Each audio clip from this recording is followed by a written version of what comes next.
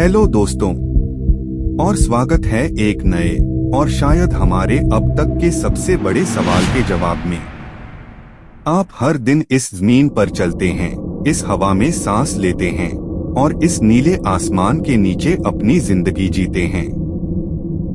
ये है हमारी पृथ्वी, हमारा घर। लेकिन क्या आपने कभी रुककर सोचा है कि ये घर आखिर बना कैसे? ये जमीन जिस पर हम खड़े हैं, ये आई कहां से? ये पहाड़, ये समंदर, ये हवा और हम खुद, हमारा अस्तित्व शुरू कहां से हुआ? आज हम टाइम में 4.5 बिलियन, 4.5 अरब साल पीछे जा रहे हैं। एक ऐसी दुनिया में जो आज से बिल्कुल अलग थी, एक नरक जैसी जगह। और हम देखेंगे कि वो आग का गोला आज की ये खूबसूरत नीली दुनिया कैसे बना।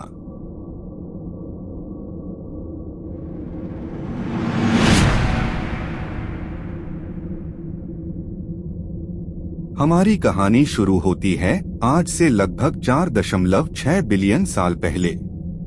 तब ना सूरज था, ना पृथ्वी, ना कोई और ग्रह था, तो बस गैस और धूल का एक विशाल बादल।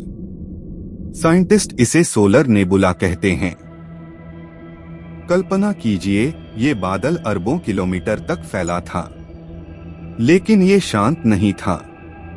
शायद पास के किसी तारे में हुए सुपरनोवा विस्फोट, यानी एक तारे की मौत से एक शॉकवेव आई। इस शॉकवेव ने इस बादल को डिस्टर्ब कर दिया और यहीं से ग्रेविटी का खेल शुरू हुआ। इस बादल ने अपनी ही ग्रेविटी के कारण सिकुड़ना शुरू कर दिया। जैसे जैसे ये सिकुड़ा, ये और तेजी से घूमने लगा। ठीक वैसे ही जैसे एक आइस स्केटर जब अपने हाथ सिकोड़ता है तो वो तेजी से घूमने लगता है। ये घूमता हुआ बादल चपटा होकर एक डिस्क बन गया, जिसे हम प्रोटोप्लेनेटरी डिस्क कहते हैं।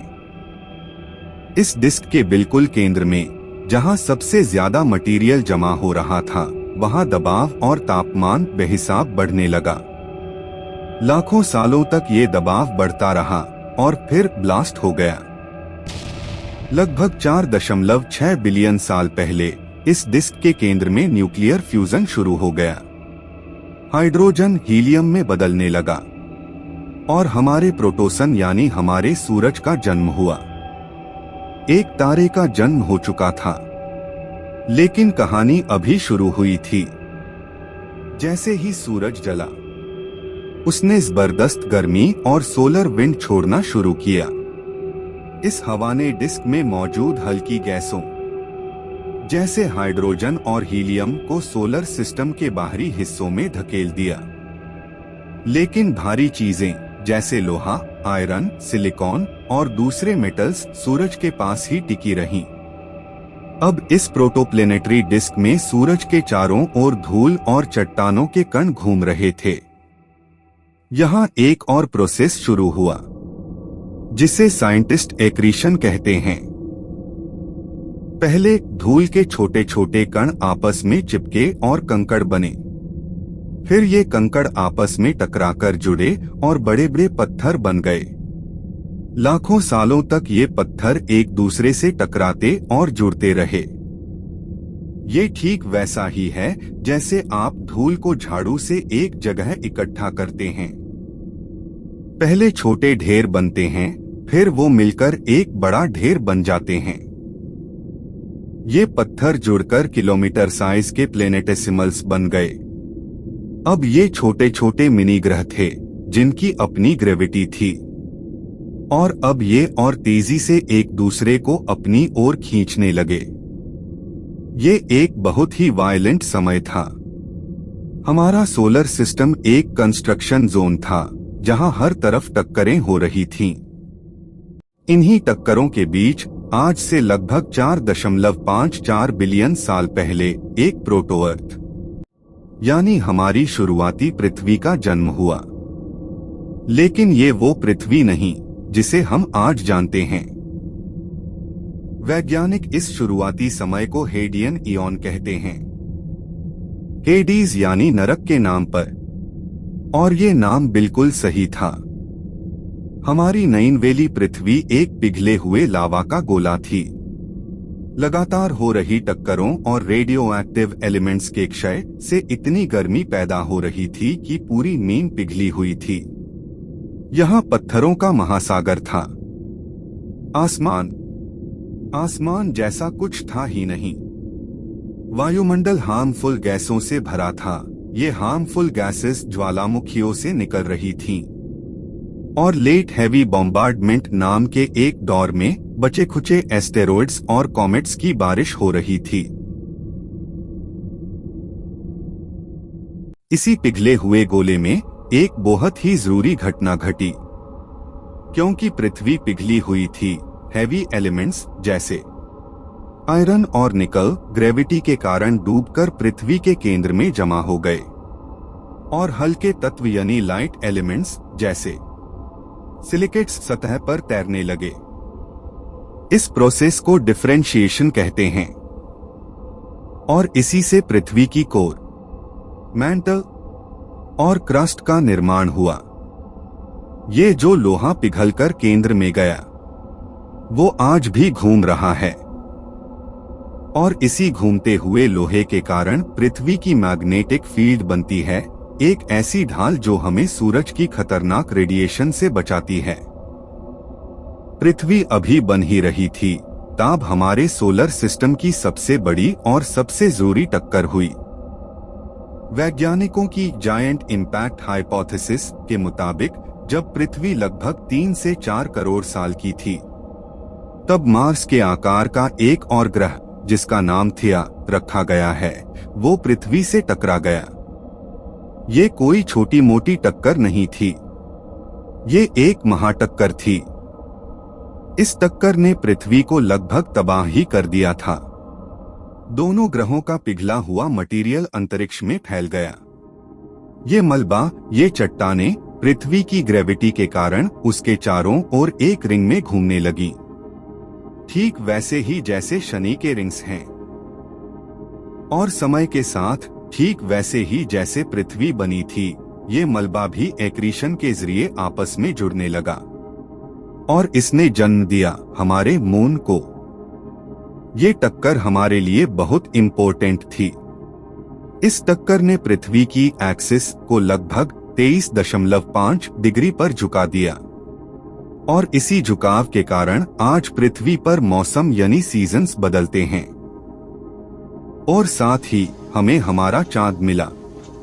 चांद की ग्रेविटी पृथ्वी के घूमने की रफ्तार को धीमा करती है, जिससे हमारे दिन 24 घंटे के होते हैं, लेकिन शुरू में पृथ्वी का एक दिन सिर्फ 6 घंटे का था। और यही ग्रेविटी ओशन में ज्वार भाटा यानी टाइड्स लाती है। तो अब हमारे पास एक पिघली हुई पृथ्वी थी और एक नयानवेला चांद था। लेकिन अभी भी एक चीज गायब थी, वो है हमारा सबका प्राण पानी यानी वाटर। तो सवाल ये है, हमारे महासागरों का पानी आया कहां से? इसके लिए 2 मुख्य थ्योरी हैं। पहली है आउटगैसिंग। जब पृथ्वी ठंडी हो रही थी तब लाखों ज्वालामुखियों से भाप निकली। ये भाप वायुमंडल में जमा होती गई। दूसरी थ्योरी है कि ये पानी अंतरिक्ष से आया। याद है लेट हेवी बॉम्बार्डमेंट, उस समय पृथ्वी पर जो कॉमेट्स और एस्टेरॉइड्स गिर रहे थे वे असल में बर्फ के बड़े बड़े गोले थे। ज्यादातर साइंटिस्ट मानते हैं कि शायद दोनों ही थ्योरी सही हैं। ज्वालामुखियों और धूमकेतुओं दोनों ने मिलकर पृथ्वी को पानी दिया। जैसे जैसे पृथ्वी ठंडी हुई, वायुमंडल में मौजूद ये सारी भाप ठंडी होकर बरसने लगी। ये कोई आम बारिश नहीं थी, ये लाखों सालों तक चलने वाली बारिश थी। इस बारिश ने पिघली हुई जमीन को ठंडा किया और धीरे धीरे पृथ्वी की सतह पर पानी जमा होने लगा और इस तरह हमारे पहले महासागरों का जन्म हुआ। लगभग 3.8 से 4 बिलियन साल पहले पृथ्वी पर पानी था। एक वायुमंडल था, हालांकि अभी ऑक्सीजन नहीं थी और जमीन भी ठोस हो चुकी थी। ये दुनिया अब जीवन के लिए तैयार थी और इन्हीं गर्म रसायनों से भरे समंदरों में शायद गहरे पानी के इन हाइड्रोथर्मल वेंट्स के पास जीवन का पहला स्पार्क पैदा हुआ। एक सिंगल सेल वाला जीव। लेकिन वो कहानी हम आने वाले अगले वीडियो में बताएंगे। 4.5 बिलियन साल। ये नंबर इतना बड़ा है कि इसे सोचना भी मुश्किल है। गैस और धूल के एक बादल से शुरू होकर एक आग के गोले में बदलना, एक महाटक्कर से गुजरना जिसने हमारा चांद बनाया, और फिर लाखों साल की बारिश के बाद इन नीले महासागरों का बनना। ये पूरी 4.5 अरब साल की कहानी सिर्फ एक संयोग यानी कोइंसिडेंस नहीं था। ये फिजिक्स, केमिस्ट्री, ग्रेविटी के नियमों का एक लंबा, जटिल और खूबसूरत डांस था। तो अगली बार जब आप आसमान में चांद को देखें तो याद रखिएगा कि वो हमारी पृथ्वी के ही एक हिस्से से बना है। अगली बार जब आप पानी पिएं तो याद रखिएगा कि वो पानी शायद किसी धूमकेतु से आया है जो अरबों साल पहले टकराया था। और अगली बार जब आप इस जमीन पर चलें तो याद रखिएगा कि आप 4.5 अरब साल पुराने एक ग्रह पर खड़े हैं जो अरबों टक्करों और बदलावों से गुजरकर हमारा घर बना है। ये जानना हम सबके लिए बहुत ही इम्पोर्टेंट है ताकि हम समझ सकें कि ये घर कितना कीमती है। आज के लिए इतना ही। अगले वीडियो में ऐसे ही इंफॉर्मेटिव वीडियो देखने के लिए हमारी चैनल को लाइक करें, सब्सक्राइब करें और शेयर करें। Thank you for watching this video.